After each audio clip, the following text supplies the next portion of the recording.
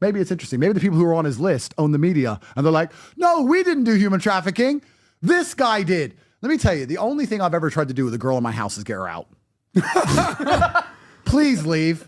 Please, the taxi's outside. Yeah, tomorrow. I'll definitely see you tomorrow. 100%. I'm a bit busy, maybe late. I promise. Please go home.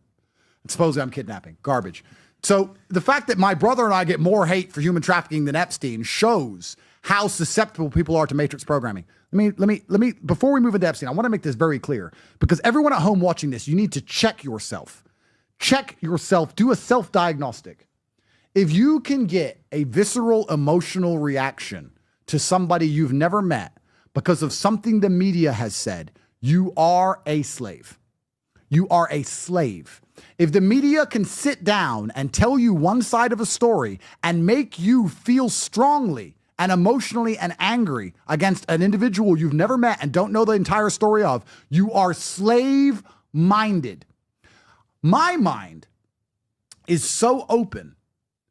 Let's talk about a subject that's going to get me in more trouble. You said 80%? 80. Before we go into this, let me get myself in more trouble.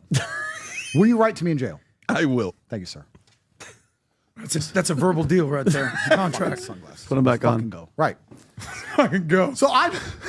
Well, your collar, fix your collar. You can't. I can fucking do whatever the fuck I want.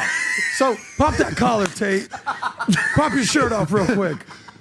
I am so resistant to media programming that even when I know somebody is guilty of something, I still ask questions. So Diddy, is he guilty? Probably, yeah. I believe he's guilty. There's enough evidence around. He looks pretty guilty.